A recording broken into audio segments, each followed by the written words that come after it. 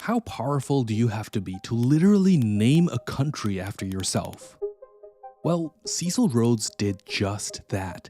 He used his wealth and influence to carve out entire territories, shaping the destiny of entire nations.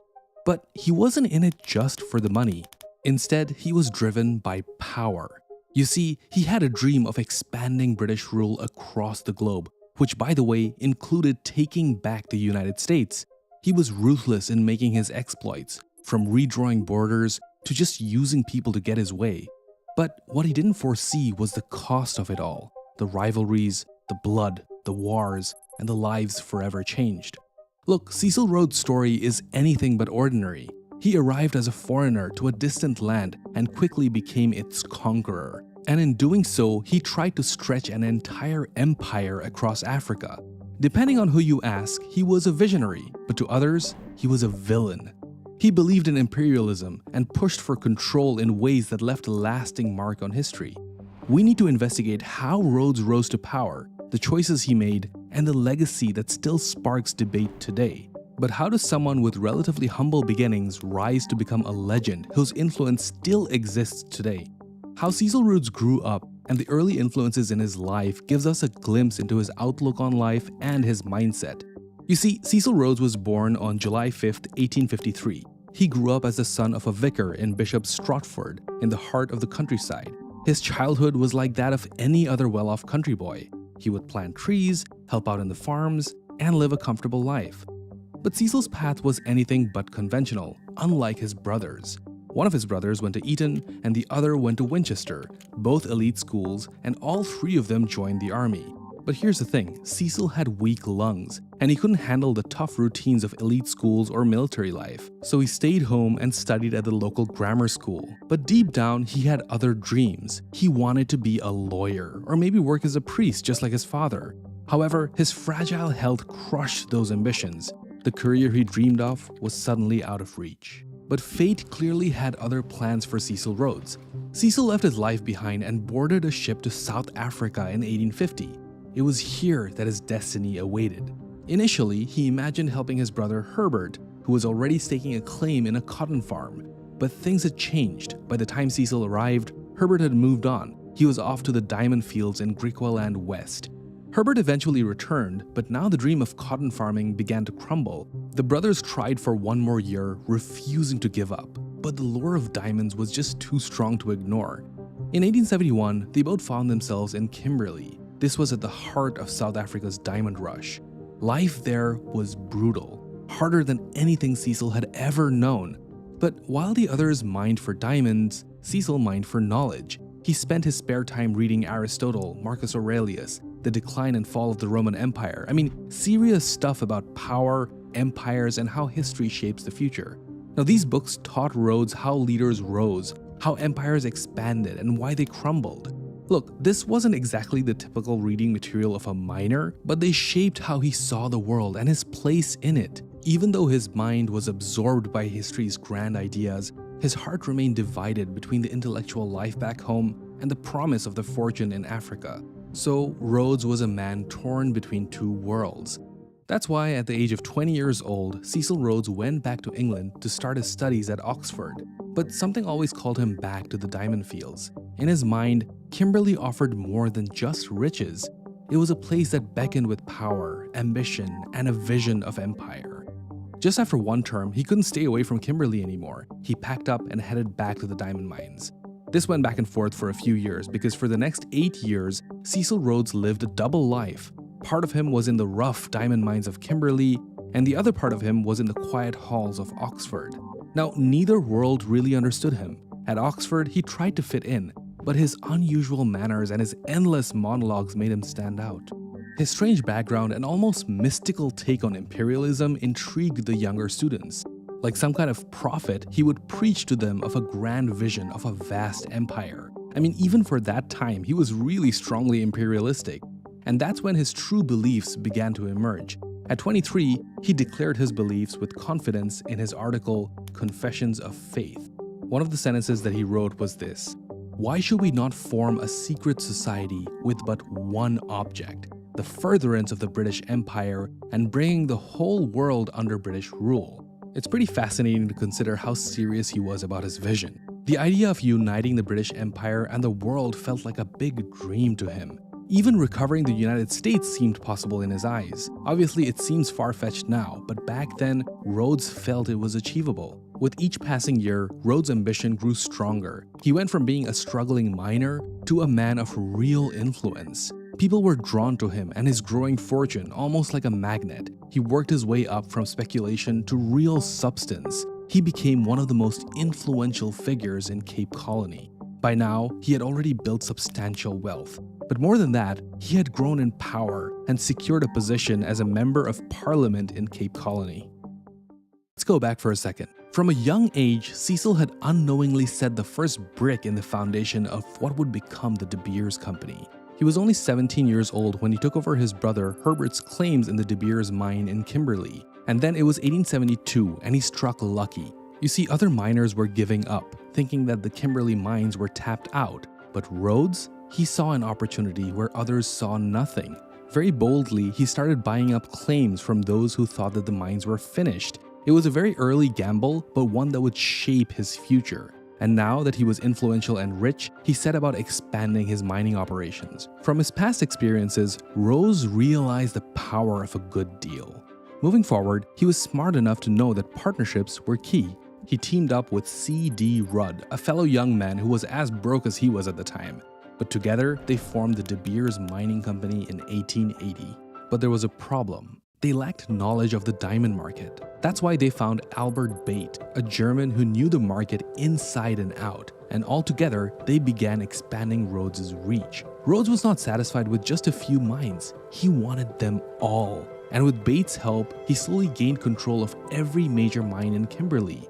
But success also bred competition. As Rhodes' influence soared, so did his enemies. In 1887, Rhodes set his eyes on something even bigger, the Kimberley Central Diamond Mining Company. And the mine was in Barney Bernardo's hands, but that guy wasn't so willing to hand it over. There was a lot that Rhodes and Bernardo had in common though. Like Rhodes, he arrived in the land with almost nothing and struck rich.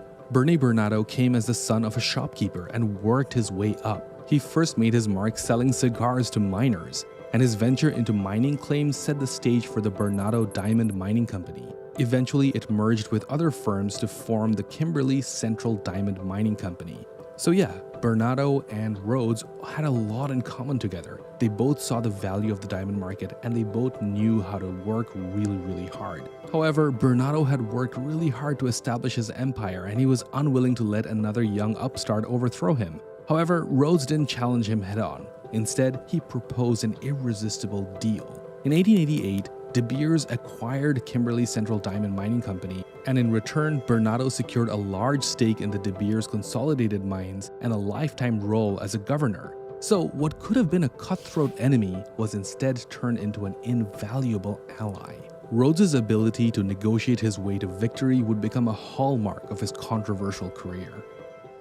By 1888, Rhodes seemed unstoppable. He persuaded, pressured, and outsmarted Kimberley's mine owners to merge into De Beers Consolidated Mines. In time, his company came to control 90% of the world's diamonds. But just as he thought he was the master of the region, the discovery of the Witwatersrand gold strike in Transvaal shook everyone.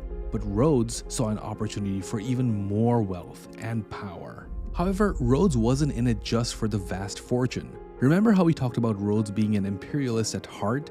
So what truly fueled Rhodes was a burning desire to expand British influence. He wanted to paint the map red, carve out an entire empire from Cape to Cairo. He dreamed for unity between the Boers and the British and even the return of the American colonies. Just for context, the Boers descended from the Dutch colonists and originally tried to dominate the region and so had a lot of tension with the British. So Rhodes' ambitions were relentless. His vision for expansion demanded influence, and the influence required a platform. In 1881, he found that platform. He joined the Cape Parliament and boldly declared that Africa is lying ready for us. It is our duty to take it. By 1890, he reached the top of the Cape Colony's government. He was now Prime Minister. But politics was merely a means to achieve his great ambitions. he set his sights on conquering southern Africa under British rule, and not always through fair means. With his British South African companies, he gained control of Mashonaland and secured mining and farming rights, but the deal wasn't exactly fair. He had tricked the Matabele king by offering a misleading treaty and pressuring him into signing away his land. Rhodes was determined to secure a path to the north, but the competition was fierce. Germany, Belgium, Portugal were all staking their claims in the African interior. But Rhodes stayed focused. One after another, territories fell under his control. By 1896, his company forces crushed resistance in the north. A new territory joined the British Empire, named Rhodesia in his honor. He wanted it all. He wanted the mineral riches, the trade routes, the future for white settlers, and nothing would derail his vision. Well, except for yet another colonizer. His imperial ambitions towards the north found him at odds with one man, Paul Kruger. While Rhodes dreamed of a vast British empire, Kruger stood in his way as the voice of the Boer independence, a movement by the Dutch settlers as I mentioned earlier. These settlers established self-governing republics in southern Africa, resisting British control, so you can see why he was at odds with Cecil Rhodes. The two men could not have been more different. Rhodes was a businessman turned imperialist, whereas Kruger was a farmer turned statesman, and their visions for southern Africa clashed at every turn. Kruger was already proven in his strength. After the British annexed the Transvaal in 1877, he became the face of the resistance. With sharp diplomacy and determination, he won back the Boer independence after the First Boer War. In 1883, he was the president of the Transvaal Republic. Now, as I mentioned earlier, Cecil Rhodes had one clear goal: to turn all of South Africa red on the British map. But yet, the Boer Republic of Transvaal stood firmly in his way, and this frustrated him greatly. Add to that the discovery of the massive gold reef in the Witwatersrand changed everything. Transvaal's fortune skyrocketed, and with it grew its power. Rhodes was now faced with a rival he could no longer ignore. In February 1885, Rhodes organized a meeting with Kruger. The conference took place in the Vaal River, and both men were determined, stubborn, and carried plans to dominate Africa. They even quoted scripture to back their arguments, but neither was willing to budge. The meeting ended with no agreement. For Rhodes, patience was running out. You see, his health was failing, and he knew that time was not on his side. When he learned how vast the Transvaal gold reserves were, something had shifted in him. He felt a desperate urgency, a need to act before it was too late. Rhodes had reached the peak of his success. However, the dream of uniting southern Africa remained just out of reach, and he grew impatient. His frustration was visible. Paul Kruger remained a thorn in a dream that he was so close to achieving. By 1895, he had set his sights on eliminating this last obstacle. Rhodes tried to take control with one bold move. He wanted to send the Rhodesian and the Bechuanaland police to Transvaal to support an uprising in Johannesburg. This became known as the Jameson Raid. But it failed spectacularly. The raiders were caught even before they could act, and the plan fell apart, and Rhodes's involvement came to light. It was a blunder that led him to retire from public life. Rhodes's plan fell apart. Jameson and his men were arrested, and Kruger's control over Transvaal became even stronger, and the rift between the British and the Dutch settlers got even worse. The plan backfired in so many ways. The Jameson Raid was meant to help the English community in Johannesburg and speed up the creation of the South African Federation. Rhodes thought that this would unite the colonies, but instead things just went horribly wrong. Instead of bringing peace, it deepened the rift. Tensions soared, and just 4 years later, those tensions ignited the Anglo-Boer War. The raid that Cecil Rhodes had planned set the stage for a conflict that he never intended. With all their power and wealth, the British were caught off guard. They entered into a war believing victory was a given, but the reality proved much more brutal. On the battlefield, they faced defeat after defeat. And this was not even the hardest part. The real sting came when the civilized reputation that they built up for centuries began to crumble. The British forces were brutal in their response. They destroyed everything, and it was a scorched earth policy that left people with nothing. Women, children, and elderly were rounded up and forced into concentration camps, where conditions were unbearable, diseases spread quickly, and there was no food or medicine, just death. Around 30,000 Boer women and children died from hunger and disease. But the tragedy didn't stop there. Around 20,000 indigenous Africans perished as well, forgotten in the chaos of the war. The pain of those lives lost still linger today. The British may have thought that they were in control, but it came at an unbearable cost. Rhodes thought that the spread of the British power would benefit everyone. He truly believed it. But the Boer War shattered that dream.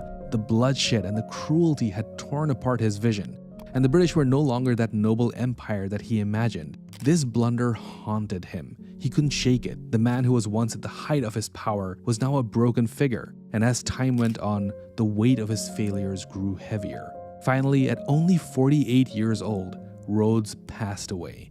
His life had been full of ambition, power, and a lot of horrible mistakes.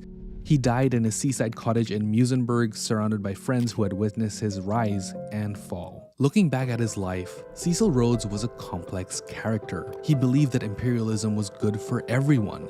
He shaped the economies of entire countries, but his vision of imperialism was not driven by greed, but by conviction. By the time he expanded the British Empire, he had already amassed immense wealth from South Africa's diamonds and gold fields. But despite all of this, he still genuinely believed that spreading British influence was a gift to the world, that it would uplift and benefit everyone under its reach. Critics call it arrogance, but Rhodes saw it as his destiny. There's actually a few people who claim that Cecil Rhodes wasn't actually a racist. They claim that he just had a different perspective on humanity. He didn't believe people were divided by genetics or race. Now take all of this with a grain of salt, but let me try to explain. He basically saw English values and their history as the real difference maker. It's not that he thought that the English were inherently superior. Instead, he thought that their history had been shaped positively, including by 4 centuries under Roman rule. Now, many say that he was even proud of his connections with the Africans. Apparently, he didn't view them as inferior or lesser. Instead, he valued their company, respected their culture, and believed that they had a role in the world that he was shaping. Listen, there's no doubt that Rhodes' legacy was a complex one, but as a governor, he showed a side of himself that you don't really hear about too often. You can say that his governorship prevented some of the worst atrocities being committed on natives, which is different from some of the other colonies. Now, of course, he believed that he was in control, but not in unchecked brutality. In 1896, when the Ndebele people faced starvation due to a devastating cattle disease, Rhodes stepped in. He used $6 million from his own fortune to ensure that they had enough corn to survive. And at that same year, when the British government wanted to arrest and execute Ndebele leaders branded as rebels, Rhodes made a bold promise. He vowed to live amongst the Ndebele if the peace settlement that he had negotiated was not honored, and he actually meant every word of it. In the end, he got his way. The executions did not happen, and a fragile peace was held. It's a moment that shows a different side of Rhodes, a man who tried to balance power and humanity, but in his own way. But regardless of his intentions, he was fighting for a flawed vision.